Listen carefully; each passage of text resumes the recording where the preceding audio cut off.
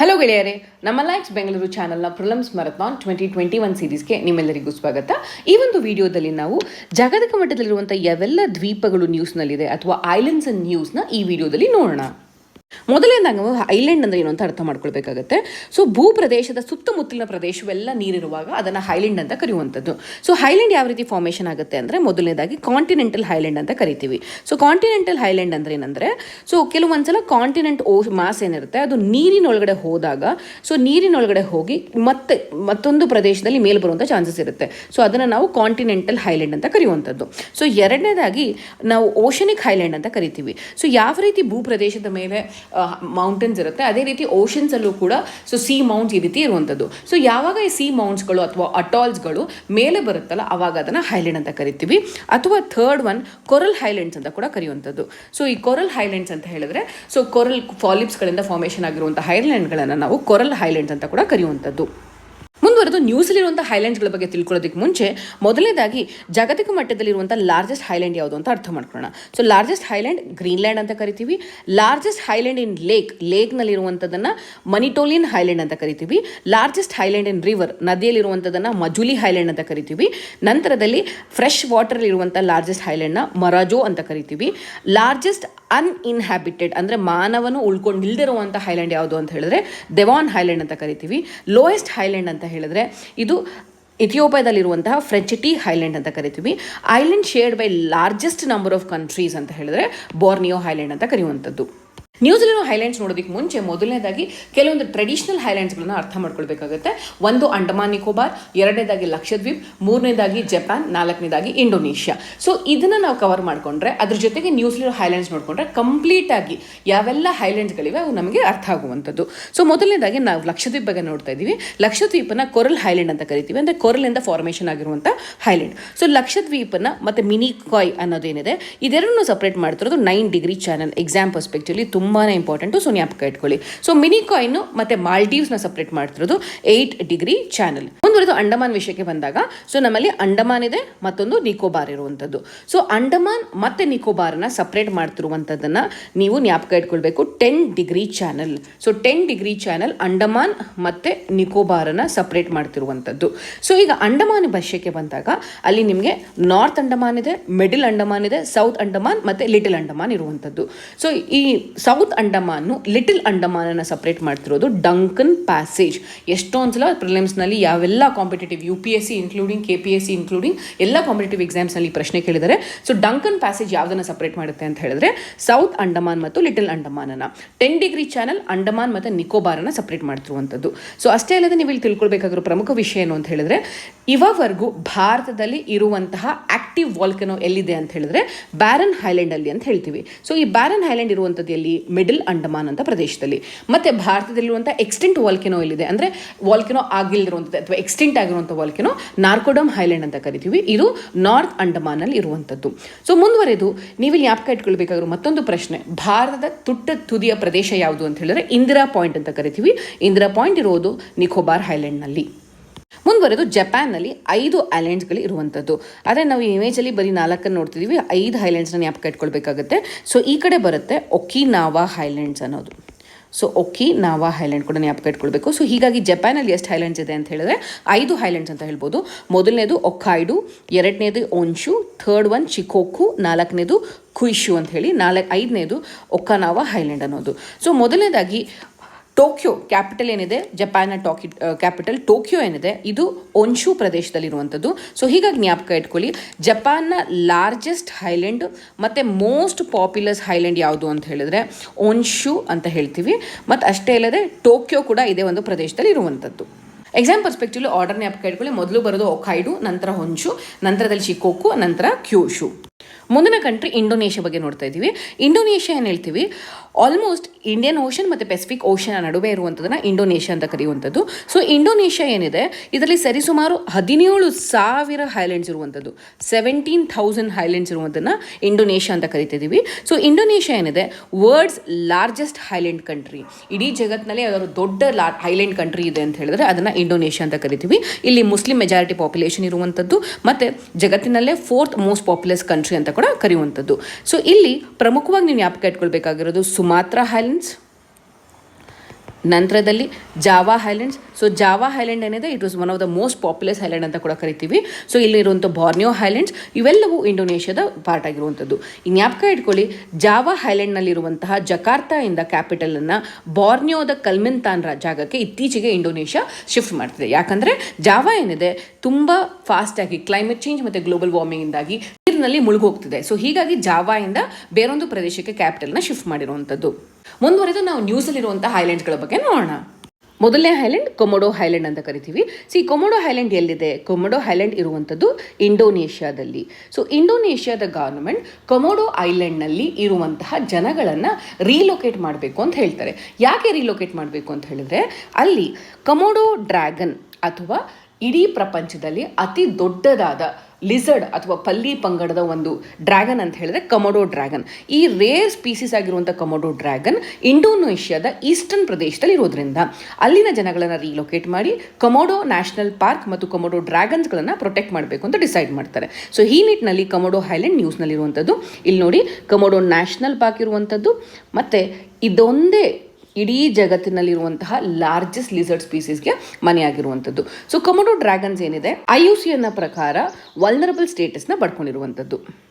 ಮುಂದಿನ island words new nation ಅಥವಾ ಬೋಗನ್ Willey. ಜ್ಞಾಪಕ ಇಟ್ಕೊಳ್ಳಿ, ಬೋಗೆನ್ ವಿಲ್ಲೆ ಏನಿದೆ ಇದು ಒಂದು ಸೌತ್ ಪೆಸಿಫಿಕ್ ಹೈಲ್ಯಾಂಡ್ ಅಂತ ಕರಿತೀವಿ. ಅಂದರೆ ಪೆಸಿಫಿಕ್ ಓಷನಿನ ಒಂದು ಸಣ್ಣ ಹೈಲ್ಯಾಂಡ್ ಇದು. ಪೆಸಿಫಿಕ್ ಓಷನಲ್ಲಿರುವಂತಹ ಒಂದು ಸಣ್ಣ ಐಲ್ಯಾಂಡ್ ಹೆಸರು ಬೋಗನ್ ವಿಲ್ಲೆ. ಮುಂಚೆ ಈ ಬೋಗನ್ ವಿಲ್ಲೆ ಏನಿತ್ತು ಪಾಪಾ ನ್ಯೂಗಿನಿಯಾದ ಪಾರ್ಟ್ ಆಗಿತ್ತು. ಇತ್ತೀಚೆಗೆ ರೆಫರೆಂಡಮ್ ಆದ ನಂತರ ಪಾಪಾ ನ್ಯೂಗಿನಿಯಾದಿಂದ ಬೋಗನ್ ವಿಲ್ಲೆ ಸಪ್ರೇಟ್ ಆಗಿದ್ದು, ಇವತ್ತಿನ ಜಾಗತಿಕ ಮಟ್ಟದಲ್ಲಿ ವರ್ಡ್ಸ್ ನ್ಯೂಯೆಸ್ಟ್ ಮತ್ತು ಸ್ಮಾಲೆಸ್ಟ್ ಇಂಡಿಪೆಂಡೆಂಟ್ ಕಂಟ್ರಿ ಅಂತ ಹೇಳ್ಬೋದು ನಾವು. ಬೋಗೆನ್ ವಿಲ್ಲೆನ ವರ್ಡ್ಸ್ ನ್ಯೂಯೆಸ್ಟ್ ಮತ್ತು ಸ್ಮಾಲೆಸ್ಟ್ ಇಂಡಿಪೆಂಡೆಂಟ್ ಕಂಟ್ರಿ ಅಂತ ಹೇಳ್ತೀವಿ. ಸೊ ಈ ಬೋಗನ್ ವಿಲ್ಲೆ ಏನಿದೆ ಸೊಲೊಮನ್ ಹೈಲ್ಯಾಂಡ್ಸ್ ಆರ್ಕಿಪಿಯಲಾಗೋದ ಒಂದು ಅಂಗವಾಗಿದೆ.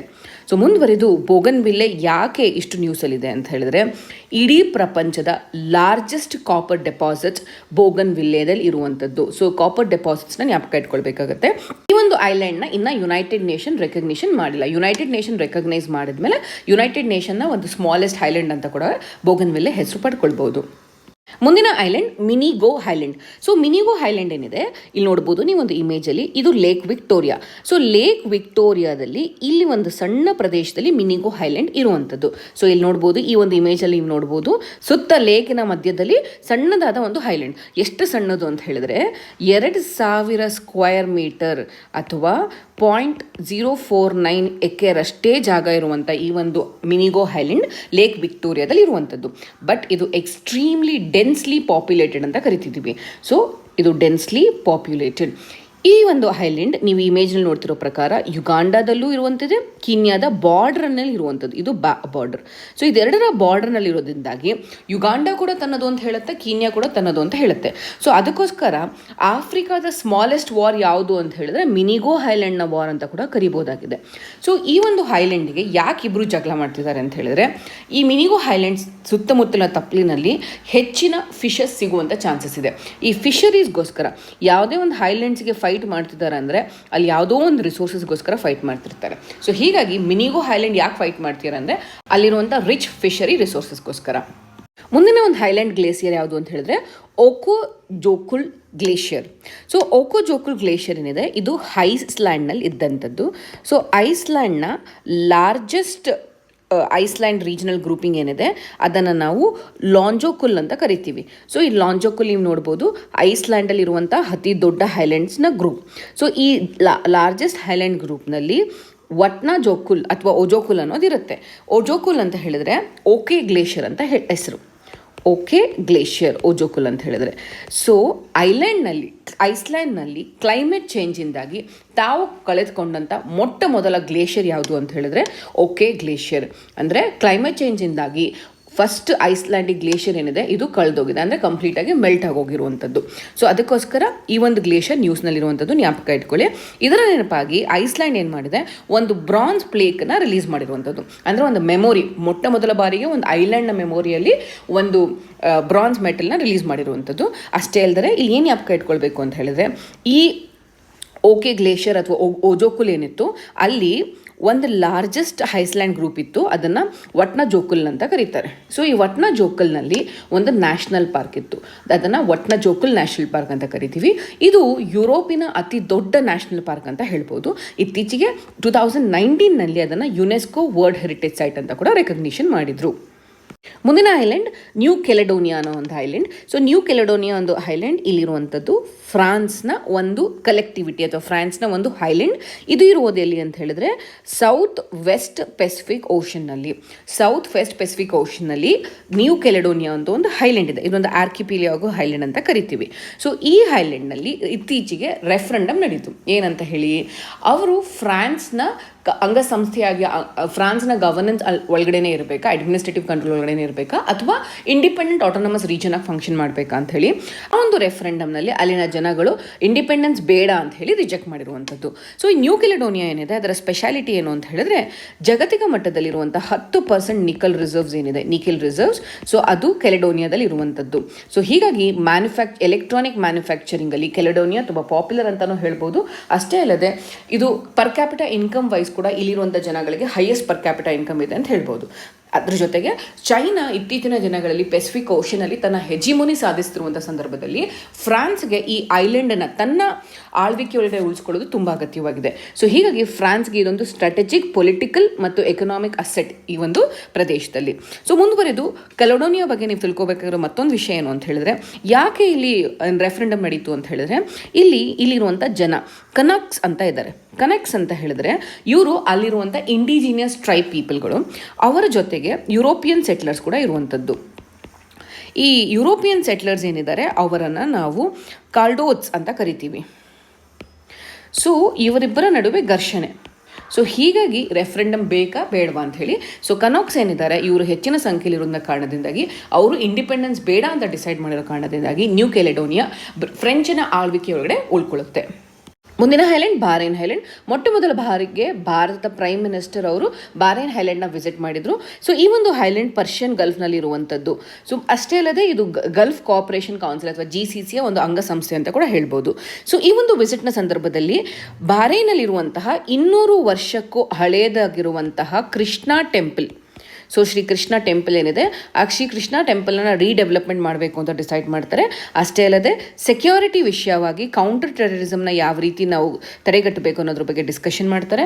ಅಷ್ಟೇ ಅಲ್ಲದೆ ಭಾರತದ ರೂಪಾಯ ಕ್ರೆಡಿಟ್ ಕಾರ್ಡ್, ನೀವು ಗೊತ್ತಿರ್ಬೋದು ರೂಪಾಯ ಕಾರ್ಡ್ ಅಂತ ಏನು ಕರಿತೀವಿ, ಭಾರತದ ರೂಪಾಯ ಕಾರ್ಡನ್ನು ಕೂಡ ಬೆನಿಫಿಟ್ನ ಪಡ್ಕೊಳ್ಬೇಕು ಅಂತ ಹೇಳ್ತಾರೆ. ಅಷ್ಟೇ ಅಲ್ಲದೆ ಇಂಟರ್ನ್ಯಾಷನಲ್ ಸೋಲಾರ್ ಅಲಯನ್ಸ್ನಲ್ಲಿ ಬಾರೈನ್ ಕೂಡ ಪಾರ್ಟಿಸಿಪೇಟ್ ಮಾಡೋದಕ್ಕೆ ಶುರು ಮಾಡುತ್ತೆ. ಅದಕ್ಕೆ ಇಂಡಿಯಾ ಅವ್ರನ್ನ ವೆಲ್ಕಮ್ ಮಾಡ್ತೀವಿ. ಅದ್ರ ಜೊತೆಗೆ ಯುನೈಟೆಡ್ ನೇಷನ್ ರಿಫಾರ್ಮ್ಸ್ ಏನು ನಡಿಬೇಕು, UN ರಿಫಾರ್ಮ್ಸ್ ಫಾರ್ 2021 ಅಜೆಂಡಾ ಅಂತ ಏನು ಹೇಳ್ತೀವಿ, ಆ ರಿಫಾರ್ಮ್ಸ್ಗೆ ಬಾರೈನ್ ಅವರು ನಮಗೆ ಸಪೋರ್ಟ್ ಮಾಡುವಂಥ ರೀತಿಯಲ್ಲಿ ಕೂಡ ಮಾತಾಡಿದ್ದೀವಿ. ಮುಂದಿನ ಐಲ್ಯಾಂಡ್ ಭಾಷನ್ ಚಾರ್ ಐಲ್ಯಾಂಡ್. ಸೊ ಭಾಷನ್ ಚಾರ್ ಐಲ್ಯಾಂಡ್ ಇಲ್ಲಿ ನೀವು ನೋಡ್ಬೋದು ಈ ಒಂದು ಇಮೇಜಲ್ಲಿ, ಇದು ಭಾಷನ್ ಚಾರ್ ಐಲ್ಯಾಂಡ್. ಸೊ ಈ ಒಂದು ಐಲ್ಯಾಂಡ್ ಮೇಘನಾ ನದಿಯಿಂದ ಫಾರ್ಮ್ ಆಗಿರುವಂಥದ್ದು. ಮೇಘನಾ ನದಿ ಹರಿದುಕೊಂಡು ಬಂದಾಗ ಅದರ ಸಿಲ್ಟ್ ಅಥವಾ ಏನು ಮಡ್ ಡೆಪಾಸಿಟ್ ಇರುತ್ತೆ, ಅದರಿಂದ ಭಾಷನ್ ಚಾರ್ ಐಲ್ಯಾಂಡ್ ಫಾರ್ಮೇಷನ್ ಆಗಿರ್ಬೋದು. ಈ ಐಲ್ಯಾಂಡ್ನ ಇನ್ನೊಂದು ಹೆಸರು ಏನು ಅಂತ ಹೇಳಿದ್ರೆ ತೆಂಗಾರ್ ಚಾರ್ ಐಲ್ಯಾಂಡ್ ಅಂತ ಕೂಡ ಕರೆಯುವಂಥದ್ದು. ಭಾಷನ್ ಚಾರ್ ಅಥವಾ ತೆಂಗಾರ್ ಚಾರ್ ಐಲ್ಯಾಂಡ್ ಅಂತ ಕೂಡ ಕರೆಯುವಂಥದ್ದು. ಸೊ ಮುಂದುವರೆದು ಬಾಂಗ್ಲಾದೇಶಲ್ಲಿ ಇರುವಂತಹ ರೋಹಿಂಗ್ಯಾ ಮೈನಾರಿಟೀಸ್ ಏನಿದ್ದಾರೆ, ಸೊ ಈ ರೋಹಿಂಗ್ಯಾ ರೆಫ್ಯೂಜೀಸ್ ಬಾರ್ಡರ್ ಕ್ಯಾಂಪಲ್ಲಿ ತುಂಬ ಪ್ರಾಬ್ಲಮ್ ಆಗ್ತಿದೆ. ಸೊ ಹೀಗಾಗಿ ಈ ರೋಹಿಂಗ್ಯಾ ರೆಫ್ಯೂಜೀಸ್ಗೆ ಒಂದು ಸೇಫ್ ಪ್ಲೇಸ್ ಕೊಡಬೇಕು ಅಂತ ಹೇಳ್ಬಿಟ್ಟು ಬಾಂಗ್ಲಾದೇಶ ಅವರು ಇವರನ್ನು ಈ ಮೇಘನಾ ನದಿಯ ತಪ್ಪದಲ್ಲಿರುವಂತಹ ಭಾಷನ್ ಚಾರ್ ಐಲ್ಯಾಂಡಿಗೆ ಮೂವ್ ಮಾಡಬೇಕು ಅಂತಿದ್ದಾರೆ. ಸರಿಸುಮಾರು 1 ಲಕ್ಷಕ್ಕಿಂತ ಹೆಚ್ಚು ರೋಹಿಂಗ್ಯಾ ಕಮ್ಯುನಿಟಿಯವ್ರನ್ನ ಮೂವ್ ಮಾಡಬೇಕು ಅಂದ್ಕೊಳ್ತಿರೋದು. ಸೊ ಈ ಒಂದು ಭಾಷನ್ ಚಾರ್ ಐಲ್ಯಾಂಡ್ ಏನಿದೆ ಇದೊಂದು ಅನ್ಇನ್ಹ್ಯಾಬಿಟೆಡ್ ಐಲ್ಯಾಂಡ್ ಆಗಿದ್ದು, ಸೊ ಹತಿಯಾ ಐಲ್ಯಾಂಡ್ ಅಥವಾ ಸೌತ್ ಈಸ್ಟ್ ಬಾಂಗ್ಲಾದೇಶಿಂದ 30 ಕಿಲೋಮೀಟರ್ ದೂರದಲ್ಲಿ ಇರುವಂಥದ್ದು.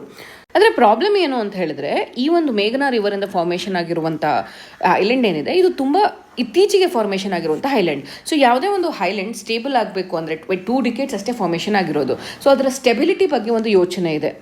ಸೊ ಒಂದು ಸ್ಟೆಬಿಲಿಟಿ ಬಗ್ಗೆ ಯೋಚನೆ ಇದೆ. ಸೆಕೆಂಡ್ನೇದಾಗಿ ಎಕಾಲಜಿಕಲಿ ಫ್ರೆಗೈಲ್ ಏರಿಯಾ ಅಂತ ಕರಿತೀವಿ. ಎಕಾಲಜಿಕಲಿ ಫ್ರೆಗೈಲ್ ಏರಿಯಾ ಅಂತ ಹೇಳಿದ್ರೇನು, ಸಡನ್ನಾಗಿ ಫ್ಲಡ್ಸ್ ಆಗ್ಬೋದು, ಸೈಕ್ಲೋನ್ಸ್ ಆಗ್ಬೋದು, ಎರೋಷನ್ಸ್ ಆಗ್ಬೋದು, ವೆದರಿಂಗ್ ಎರೋಷನ್, ಶೀತಲೀಕರಣ ಅಂತ ಏನು ಕರಿತೀವಿ, ಅದಾಗೋದ್ರಿಂದ ಇಡೀ ಐಲ್ಯಾಂಡ್ ಕೂಡ ನಶಿಸ್ಬೋದು. ಸೊ ಇಂತಹ ಒಂದು ಐಲ್ಯಾಂಡ್ ಪ್ರದೇಶದಲ್ಲಿ ನಾವು ಎಷ್ಟರ ಮಟ್ಟಿಗೆ 1 ಲಕ್ಷಕ್ಕಿಂತ ಹೆಚ್ಚು ರೋಹಿಂಗ್ಯಾ ಜನಗಳನ್ನು ಸೇಫ್ ಆಗಿಡ್ಬೋದು ಅನ್ನೋದೊಂದು ಪ್ರಶ್ನೆ. ಮುಂದಿನ ಐಸೆಲ್ಫ್ ಅಮೇರಿ ಐಶೆಲ್ಫ್. ಸೊ ಇದೊಂದು ಜಾಗತಿಕ ಮಟ್ಟದಲ್ಲಿರುವಂಥ ಲಾರ್ಜೆಸ್ಟ್ ಗ್ಲೇಷಿಯರ್ ಡ್ರೈನೇಜ್ ಬೇಸಿನ್ ಅಂತ ಕರಿತೀವಿ. ಇದು ಅಂಟಾರ್ಟಿಕಾದ ಈಸ್ಟ್ ಕೋಸ್ಟ್ನಲ್ಲಿರುವಂಥದ್ದು. ಸೊ ಈ ಒಂದು ಅಮೇರಿ ಐಶೆಲ್ಫಿಂದ ನಾವು ಗ್ಲೋಬಲ್ ಕ್ಲೈಮೇಟ್ ಚೇಂಜ್ನಲ್ಲಿ ಸೊ ಯಾವ ರೀತಿ ಗ್ಲೇಷಿಯರ್ ರೋಲ್ ಅಂದರೆ ಅಮೇರಿ ಐಸೆಲ್ಫಿಂದ ನಾವು ಪ್ರೆಡಿಕ್ಟ್ ಮಾಡ್ಬೋದು ಎಷ್ಟರ ಮಟ್ಟಿಗೆ ಗ್ಲೋಬಲ್ ವಾರ್ಮಿಂಗ್ ಮತ್ತು ಕ್ಲೈಮೇಟ್ ಚೇಂಜಿಂದ ಇಂಪ್ಯಾಕ್ಟ್ ಆಗ್ತಿದೆ ಅನ್ನೋದನ್ನು ಅಸೆಸ್ಮೆಂಟ್ ಮಾಡೋದಕ್ಕೆ ಅಮೇರಿ ಐಸೆಲ್ಫ್ ಹೆಲ್ಪ್ ಮಾಡ್ತಿದೆ ಅಂತ ಹೇಳ್ತಿರೋದು. ಸೊ ಅದರ ಪ್ರಕಾರ ಒಂದು ರಿಸರ್ಚ್ ನಡೀತು national centre for polar and ocean ರಿಸರ್ಚ್ನಲ್ಲಿ. ಅದರ ಪ್ರಕಾರ 24% AIS ಅಂದರೆ ಅಮೇರಿ ಐಶೆಲ್ಫ್ನ ಬೌಂಡ್ರಿ ಇನ್ಕ್ರೀಸ್ ಆಗಿರುವಂಥದ್ದು ಅಂಟಾರ್ಟಿಕಾದಲ್ಲಿ.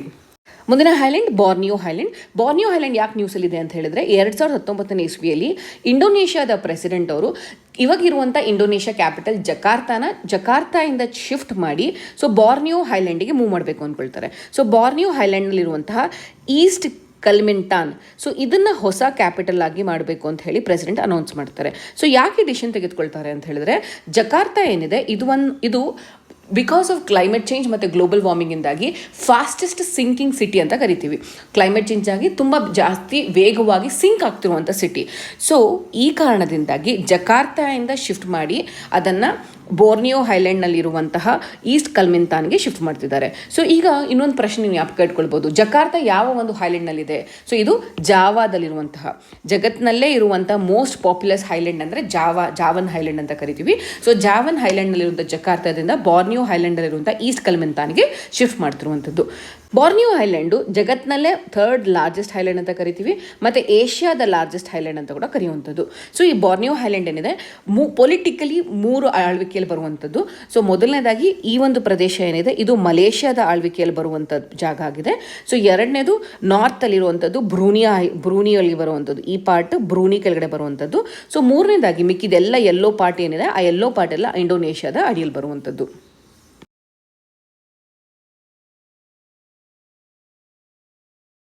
ಮುಂದಿನ Highlands 9 line and disputed Highlands. So 9 line ಮತ್ತು ಡಿಸ್ಪ್ಯೂಟೆಡ್ ಹೈಲ್ಯಾಂಡ್ಸ್ ಬಗ್ಗೆ ತಿಳ್ಕೊಳ್ಬೇಕಂದ್ರೆ ಮೊದಲನೇದಾಗಿ ನಾವು ಸೌತ್ ಚೈನಾ ಸಿ ಬಗ್ಗೆ ಅರ್ಥ ಮಾಡ್ಕೊಳ್ಬೇಕಾಗತ್ತೆ.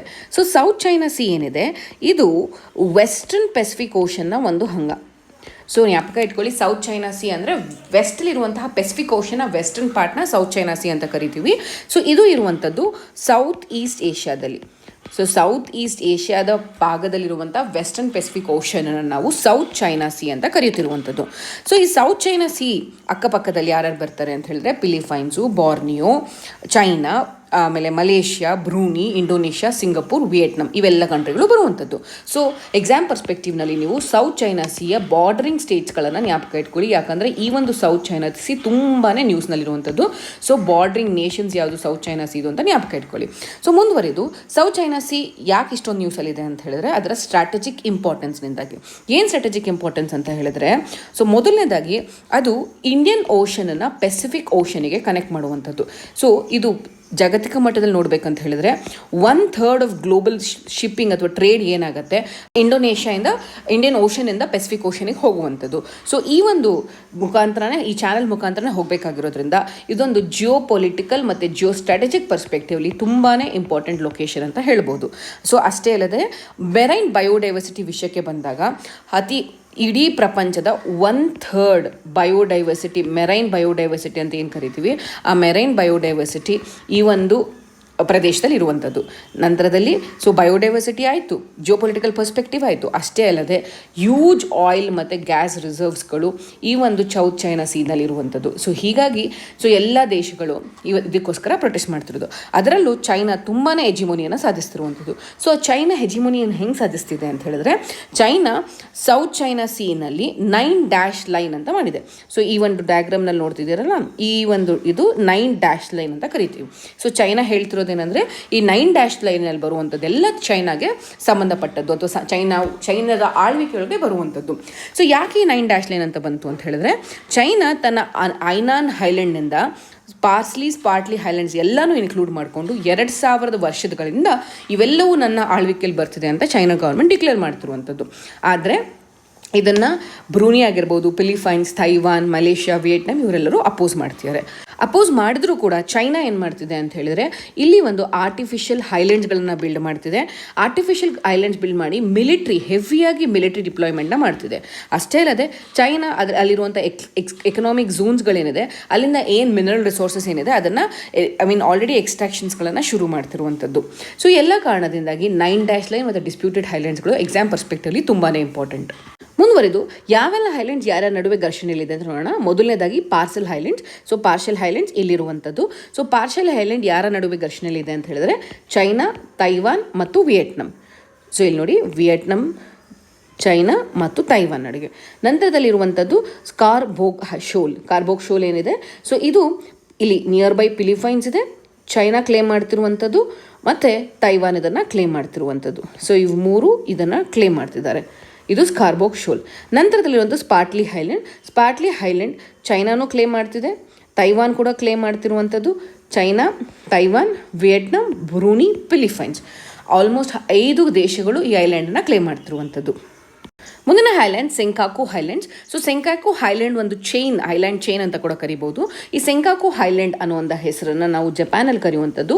ಅದೇ ಸೇಮ್ ಐಲ್ಯಾಂಡನ್ನು ದಿಯೋಯು ಐಲ್ಯಾಂಡ್ಸ್ ಅಂತ ಚೈನಾದಲ್ಲಿ ಕರೀತಾರೆ, ಟಿಯೋಟು ಐಲ್ಯಾಂಡ್ಸ್ ಅಂತ ಹೇಳಿ ತೈವಾನಲ್ಲಿ ಕರೆಯುವಂಥದ್ದು. ಸೊ ಈ ಒಂದು ಐಲ್ಯಾಂಡ್ ಸೆಂಕಾಕು ಐಲ್ಯಾಂಡ್ ಏನಿದೆ, ಸೊ ಇದು ಈಸ್ಟ್ ಚೈನಾ ಸೀನಲ್ಲಿ ಇರುವಂಥದ್ದು. ಕರೆಕ್ಟಾಗಿ ಜ್ಞಾಪಕ ಇಟ್ಕೊಳ್ಳಿ ಯಾವ ಒಂದು ಪ್ರದೇಶದಲ್ಲಿದೆ, ಸೌತ್ ಚೈನಾನ ಈಸ್ಟ್ ಚೈನಾ ಅಂತ ಹೇಳಿ. ಸೊ ಸೆಂಕಾಕು ಐಲ್ಯಾಂಡ್ಸ್ ಇರುವಂಥದ್ದು ಈಸ್ಟ್ ಚೈನಾ ಸೀನಲ್ಲಿ, ಅಂದರೆ ತೈವಾನ್ ನಾರ್ತ್ ಈಸ್ಟ್ದಲ್ಲಿ 7 ಸ್ಕ್ವೇರ್ ಕಿಲೋಮೀಟರ್ ಇರುವಂತಹ ಒಂದು ಐಲ್ಯಾಂಡ್ ಇದು. ಸೊ ಈ ಸೆಂಕಾಕು ಐಲ್ಯಾಂಡ್ ಯಾಕೆ ಇಂಪಾರ್ಟೆಂಟ್ ಅಂತ ಹೇಳಿದ್ರೆ, ಇಂಪಾರ್ಟೆಂಟ್ ಶಿಪ್ಪಿಂಗ್ ಲೇನ್ಸ್ ಏನಿದೆ, ಗ್ಲೋಬಲ್ ಶಿಪ್ಪಿಂಗ್ ಲೇನ್ಸ್ ಏನಿದೆ, ಆ ಶಿಪ್ಪಿಂಗ್ ಲೇನ್ಸ್ನ ಹಾದಿಯಲ್ಲಿರುವಂಥ ಕಾರಣದಿಂದಾಗಿ, ಅಷ್ಟೇ ಅಲ್ಲದೆ ರಿಚ್ ಫಿಶಿಂಗ್ ಗ್ರೌಂಡ್ಸ್ ಅಂತ ಕರಿತೀವಿ. ಮೂರನೇದಾಗಿ ಆಯಿಲ್ ಡೆಪಾಸಿಟ್ಸ್ ತುಂಬ ಚೆನ್ನಾಗಿರುವಂಥ ಕಾರಣದಾಗೆ. ಸೊ ಹೀಗಾಗಿ ಸೆಂಕಾಕು ಐಲ್ಯಾಂಡ್ಸ್ಗೋಸ್ಕರ ಚೈನಾ, ಜಪಾನ್ ಮತ್ತು ತೈವಾನ್ ಈ 3 ಕಂಟ್ರಿಗಳು ಫೈಟ್ ಮಾಡ್ತಿರುವಂಥದ್ದು. ಮುಂದಿನ ಐಲ್ಯಾಂಡ್ಸ್ ದೊಮೇರಿಯಾ ಐಲ್ಯಾಂಡ್ಸ್. ಸೊ ದೊಮೇರಿಯಾ ಐಲ್ಯಾಂಡ್ ಮತ್ತು ದೊಮೇರಿಯಾ ಮೌಂಟೇನ್ ಏನಿದೆ, ಇದು ಈ ಒಂದು ಬಾರ್ಡರ್ ಪ್ರದೇಶದಲ್ಲಿ ಇರುವಂಥದ್ದು. ಸೊ ಹೀಗಾಗಿ ಎರಿಟ್ರಿಯಾ ದೇಶನೂ ಮತ್ತು ಡಿಜಿಬೌಟಿ ಎರಡೂ ದೇಶಗಳು ಈ ಒಂದು ದೊಮೇರಿಯಾ ಐಲ್ಯಾಂಡ್ ತನ್ನ ದೇಶಕ್ಕೆ ಸೇರಬೇಕಾಗಿ ಅಂತ ಹೇಳ್ತಿರೋದು. ಸೊ ಈ ದೊಮೇರಿಯಾ ಐಲ್ಯಾಂಡ್ಸ್ ಎಲ್ಲಿದೆ ಅಂತ ಹೇಳಿದ್ರೆ, ನಾನು ನಿನ್ನೆ ಆಲ್ರೆಡಿ ಐಲ್ಯಾಂಡ್ಸ್ ಹೇಳಿದೆ, ಬಾಬೆಲ್ ಮಂಡಪ್ ಏನಿದೆ ರೆಡ್ ಸೀನಲ್ಲಿ, ಬಾಬೆಲ್ ಮಂಡಪ್ನ ಜಾಗದಲ್ಲಿ ಇರುವಂಥದ್ದು. ನಿಮಗೆ ಗೊತ್ತಿರೋ ರೀತಿಯಲ್ಲಿ ಬಾಬೆಲ್ ಮಂಡಪ್ ಏನಿದೆ ಅದೊಂದು ಸ್ಟ್ರಾಟಜಿಕ್ ಸ್ಟ್ರೈಟ್ ಅಂತ ಕರಿತೀವಿ. ಯಾಕಂತ ಹೇಳಿದ್ರೆ ಅದು ರೆಡ್ ಸೀನ ಗಲ್ಫ್ ಆಫ್ ಏಡನ್ಗೆ ಲಿಂಕ್ ಮಾಡುವಂಥದ್ದು. ಮುಂದಿನ ಐಲ್ಯಾಂಡ್ ಮರಾವಾ ಐಲ್ಯಾಂಡ್ ಅಂತ ಕರಿತೀವಿ. ಸೊ ಮರಾವಾ ಐಲ್ಯಾಂಡ್ ಏನಿದೆ ಇದು ಅಬುಧಾಬಿಯ ಕೋಸ್ಟ್ ಹತ್ರ ಇರುವಂಥದ್ದು. ಸೊ ಇದೊಂದು ಮರಾವಾ ಐಲ್ಯಾಂಡ್ ಅಂತ ಹೇಳ್ಬೋದು. ಸೊ ಇತ್ತೀಚೆಗೆ ಮರಾವಾ ಐಲ್ಯಾಂಡ್ನಲ್ಲಿ ಓಲ್ಡೆಸ್ಟ್ ನೋನ್ ನ್ಯಾಚುರಲ್ ಪರ್ಲ್ ಏನಿದೆ ಆ ಪರ್ಲ್ನ ಡಿಸ್ಕವರ್ ಮಾಡಿದ್ದಾರೆ. ಸೊ ಆರ್ಕಿಯಾಲಜಿಕಲ್ ಪರ್ಸ್ಪೆಕ್ಟಿವಲ್ಲಿ ಮರಾವಾ ಐಲ್ಯಾಂಡ್ ನಿಮಗೆ ಇಂಪಾರ್ಟೆಂಟ್ ಆಗುತ್ತೆ. ಮುಂದಿನ island Crete island. So Crete island ವಿಷಯ ಏನಕ್ಕೆ ನ್ಯೂಸಲ್ಲಿದೆ ಅಂತ ಹೇಳಿದ್ರೆ, ಸೊ ಟರ್ಕಿ ಅವರು ಆಯಿಲ್ ಮತ್ತು ಗ್ಯಾಸ್ ಎಕ್ಸ್ಪ್ಲೋರೇಷನ್ಗೋಸ್ಕರ ಅವರು ಒಂದು ಮಿಲಿಟರಿ ಎಕ್ಸ್ಪ್ಲೋರೇಷನ್ ವೆಹಿಕಲ್ನ ಕಳಿಸ್ತಾರೆ. ಸೊ ಅದು ಕಳಿಸಿದಾಗ ಗ್ರೀಸ್, ಯುರೋಪಿಯನ್ ಯೂನಿಯನ್ ಮೆಂಬರ್ ಆದಂಥ ಗ್ರೀಸ್ ಇದನ್ನು ಚಾಲೆಂಜ್ ಮಾಡ್ತಾರೆ. ಯಾಕಂತ ಹೇಳಿದ್ರೆ ಗ್ರೀಸ್ ಹೇಳ್ತಿರೋದೇನೆಂದರೆ ತನ್ನ ಎಕ್ಸ್ಕ್ಲೂಸಿವ್ ಎಕನಾಮಿಕ್ ಝೋನ್ಸಲ್ಲಿ ಬರುವಂಥ ಐಲ್ಯಾಂಡ್ಸಿಗೆ ಸಂಬಂಧಪಟ್ಟಂತೆ ಯಾವುದೇ ರೀತಿಯ ಎಕ್ಸ್ಪ್ಲೋರೇಷನ್ ಟರ್ಕಿ ಮಾಡೋದಕ್ಕೆ ಸಾಧ್ಯವಿಲ್ಲ ಅಂತ ಹೇಳಿ. ಬಟ್ ಟರ್ಕಿ ಏನು ಹೇಳುತ್ತೆ, ತನ್ನ ಕಾಂಟಿನೆಂಟಲ್ ಸೆಲ್ಫಲ್ಲಿ ಬರುವಂತಹ ಗ್ಯಾಸ್ ರಿಸರ್ವ್ಸ್ನ ತಾನು ಎಕ್ಸ್ಪ್ಲೋರ್ ಮಾಡ್ಬೋದು ಅಂತ ಹೇಳಿ. ಹೀಗಾಗಿ ಟರ್ಕಿಗೂ ಮತ್ತು ಗ್ರೀಸ್ ನಡುವೆ ಒಂದು ರೈವಲ್ರಿ ಇಶ್ಯೂ ನಡೆಯುತ್ತೆ. ಸೊ ಇವರಿಬ್ಬರು ಮಿಲಿಟರಿ ಎಕ್ಸಸೈಸಸ್ಗಳನ್ನು ಸಿಪ್ರಸ್ ಮತ್ತು ಗ್ರೀಕ್ ಐಲ್ಯಾಂಡ್ ಆಗಿರುವಂಥ ಕ್ರೀಟ್ನ ನಡುವೆ ಮಾಡ್ತಿರೋದು. ಸೊ ಈ ಮಿಲಿಟರಿ ಎಕ್ಸಸೈಸ್ ಮಾಡ್ತಿರುವಂಥ ಸಂದರ್ಭದಲ್ಲಿ ಕ್ರೀಟ್ ಐಲ್ಯಾಂಡ್ ನ್ಯೂಸಲ್ಲಿ ಇರುವಂಥದ್ದು. ಮುಂದಿನ ಐಲ್ಯಾಂಡ್ ಸೆಮೋರ್ ಐಲ್ಯಾಂಡ್ ಇರುವಂಥದ್ದು ಅಂಟಾರ್ಟಿಕಾ ಪ್ರದೇಶದಲ್ಲಿ. ಸೊ ಅಂಟಾರ್ಟಿಕಾದಲ್ಲಿ ಮೊದಲ ಬಾರಿಗೆ 20 ಡಿಗ್ರಿ ಸೆಲ್ಸಿಯಸ್ಗಿಂತ ಹೆಚ್ಚಿನ ಟೆಂಪರೇಚರು ರಿಜಿಸ್ಟರ್ ಆಗಿದೆ. ಅದು 20.75 ಡಿಗ್ರಿ ಸೆಲ್ಸಿಯಸ್. ಇದು ರೆಕಾರ್ಡ್ ಆಗಿರೋದು ಸೆಮೋರ್ ಐಲ್ಯಾಂಡ್ನ ಪಾರ್ಟ್ನಾಗಿ. ಸೊ ಹೀಗಾಗಿ ಸೆಮೋರ್ ಐಲ್ಯಾಂಡ್ ನ್ಯೂಸ್ನಲ್ಲಿರುವಂಥದ್ದು. ಮುಂದಿನ ಐಲ್ಯಾಂಡ್ಸ್ ಕುರಿಲ್ ಐಲ್ಯಾಂಡ್ಸ್. ನೀವೊಂದು ಇಮೇಜಲ್ಲಿ ನೋಡ್ಬೋದು ಕುರಿಲ್ ಐಲ್ಯಾಂಡ್ಸ್ ಎಲ್ಲಿದೆ ಅಂತ ಹೇಳಿ. ಸೊ ಜಪಾನ್ ಈ 2 ಪ್ರದೇಶವನ್ನು ತನ್ನ ಪಾಗ ಅಂತ ಹೇಳ್ತಿದೆ, ಬಟ್ ರಷ್ಯಾ ಇದಿಷ್ಟು ತನ್ನದು ಅಂತ ಹೇಳ್ತಿದೆ. ಸೊ ಹೀಗಾಗಿ ಕುರಿಲ್ ಐಲ್ಯಾಂಡ್ ಜಪಾನ್ ಮತ್ತು ರಷ್ಯಾದ ಸಂಘರ್ಷಣೆಯಲ್ಲಿ ಅಥವಾ ಡಿಸ್ಪ್ಯೂಟೆಡ್ ಲ್ಯಾಂಡ್ ಅಂತ ಕೂಡ ಕರಿಬೋದು. ಸೊ ಕುರಿಲ್ ಐಲ್ಯಾಂಡ್ಸ್ ಏನಿದೆ ಇದು ಜಾಪನೀಸ್ನ ಹೊಕೈಡೋ ಐಲ್ಯಾಂಡ್ನಿಂದ ಹಿಡಿದು ರಷ್ಯಾದ ಕಂಚಟ್ಕಾ ಪೆನಿನ್ಸುಲಾವರೆಗೂ ಕನೆಕ್ಟ್ ಆಗ್ತಿರುವಂಥದ್ದು. ಸೊ ನಡುವೆ ಒಕಾಸಿ ಏನಿದೆ ಅದನ್ನು ಸಪ್ರೇಟ್ ಮಾಡ್ತಿದೆ. ಸೊ ಕುರಿಲ್ ಐಲ್ಯಾಂಡ್ಸ್ ಯಾಕೆ ನ್ಯೂಸಲ್ಲಿತ್ತು ಅಂತ ಹೇಳಿದ್ರೆ, ಇತ್ತೀಚೆಗೆ ಕುರಿಲ್ ಐಲ್ಯಾಂಡ್ಸ್ನಲ್ಲಿ ಅರ್ತ್ ಕ್ವೇಕ್ ಸ್ಟ್ರೈಕ್ ಆಗಿತ್ತು. ಸೊ ಈ ಕಾರಣದಿಂದಾಗಿ ನ್ಯೂಸ್ನಲ್ಲಿದೆ. ಈ ವಿಡಿಯೋ ಸೀರೀಸ್ ನಿಮಗೆ ಅನುಕೂಲವಾಗಿದೆ ಅಂತ ಭಾವಿಸ್ತೀನಿ. ಏನೇ ಡೌಟ್ಸ್ ಇದ್ರು ಮತ್ತು ಏನೇ ನಿಮಗೆ ಫರ್ದರ್ ಫೀಡ್ಬ್ಯಾಕ್ ಕೊಡಬೇಕು ಅನಿಸಿದ್ರು ಕೂಡ ಕಮೆಂಟ್ ಸೆಕ್ಷನಲ್ಲಿ ರಿಪ್ಲೈ ಮಾಡಿ. ಧನ್ಯವಾದಗಳು.